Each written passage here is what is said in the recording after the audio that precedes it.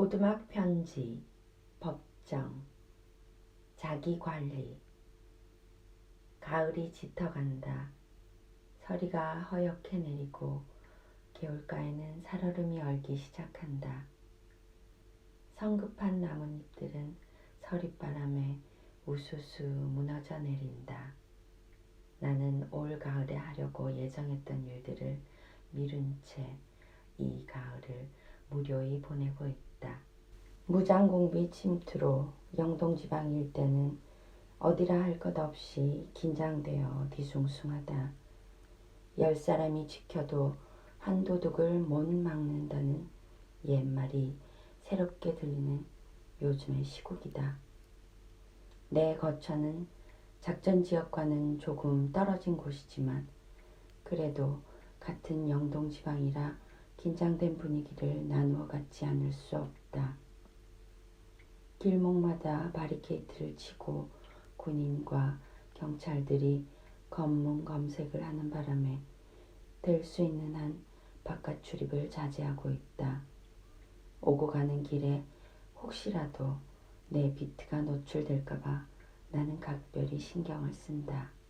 요즘에 와서 나는 새삼스럽게 자기 관리에 대해서 생각을 자주 하게 된다. 우리처럼 단신으로 사는 출가 수행승의 경우 자기 자신에 대한 관리가 소홀하면 자칫 주책을 떨거나 자기 도취에 빠지기 쉽다. 자신의 처지와 분수를 망각한 채 나설 자리, 안 나설 자리, 설 자리, 앉을 자리를 가리지 못하면 추해지게 마련이다. 더구나 세속적인 상업주의에 편승하게 되면 그의 말로는 물을 것도 없이 처량해진다. 전에 큰 절에서 여럿이 어울려 살면서 나이든 노스님들의 처신을 통해 나는 많은 것을 배울 수 있었다. 이제와 돌이켜 생각해 보면 긍정적이건 부정적이건 간에 그때마다 그분들은 후배들에게 깨우침을 준 선지식으로 여겨진다.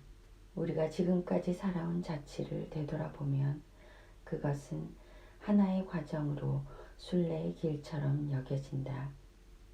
지나온 과거사는 기억으로 우리 의식 속에 축적된다. 대개는 망각의 체에 걸러져 까맣게 잊어버리지만 어떤 일은 어제 겪은 일처럼 생생하다. 그러나 지나온 과거사가 기억만으로는 현재의 삶에 별로 도움이 되지 않는다. 과거사를 자신의 의지로 소화함으로써 새로운 눈이 열리고 귀가 트인다. 그래서 그 과거사에서 교훈을 얻는다. 망각은 정신위생상 필요할 때도 있지만 때로는 그 망각 때문에 어리석은 반복을 자행하는 수도 있다. 보다 바람직한 자기관리를 위해서는 수시로 자신의 삶을 객관적으로 살펴보아야 한다. 남의 눈을 빌려 내 자신의 살림살이를 냉엄하게 바라보라는 것이다. 그리고 또 자기를 철저히 관리하기 위해서는 무엇보다도 자기 자신에게 정직하고 진실해야 한다. 작은 이익에 눈을 파느라고 큰 일을 놓치지 말아야 한다. 그런데 탐욕스러운 사람들은 눈앞의 관계에만 매달려 앞을 내다보지 못한다. 누가 내 면전에서 나를 존경한다는 말을 할 때 나는 당혹감으로 몸둘 바를 몰라 한다. 그리고 그런 말에 내심 불쾌감을 느낀다. 참으로 존경한다면 면전에서 말로 쏟아버릴 일이 아니다. 그런 말에 속아서는 안 된다. 타인으로부터의 존경은 눈에 보이지 않는 굴레요 덫이다. 그 존경이라는 것이 언제 비난과 헐뜯음으로 바뀔지 모른다. 자기 관리에 방심하면 이런 굴레에 갇히고 덫에 걸리기 십상이다.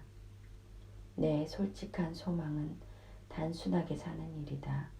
그리고 평범하게 사는 일이다. 내 느낌과 의지대로 자연스럽게 살고 싶다. 그 누구도 내 삶을 대신해서 살아줄 수 없기 때문에 나는 나답게 살고 싶을 뿐이다.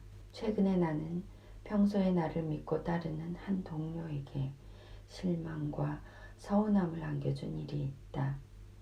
텔레비전 출연과 책 만드는 일을 두고 내 처지와 분수를 곰곰이 헤아린 끝에 그 일들을 물리쳤기 때문이다. 내 불찰은 안으로 깊이 헤아려보기도 전에 미적미적 미루다가 자기 관리에 정신이 번쩍 들자 뒤늦게 사양하지 않을 수 없었던 것이다. 홀로 사는 사람들은 대개 그 나름의 결백성을 지니고 있다. 세속적인 입장에서 보면 이득이 될 일도 그 결백성 때문에 단호히 사양하고 물리치게 된다. 단신으로 살아가는 사람들은 저마다 자기 삶의 규범을 지니고 있을 것이다.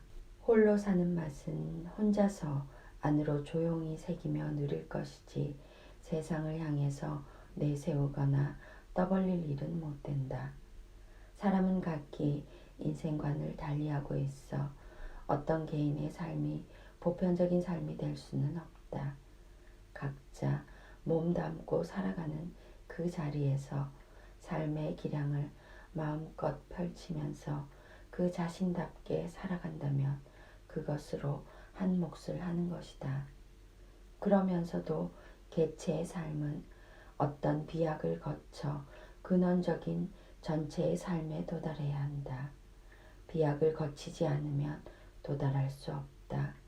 근원에 도달하지 못하면 그는 영원한 방랑자로 처지고 만다. 수피즘의 우화에 이런 이야기가 나온다. 어떤 강물이 있었다.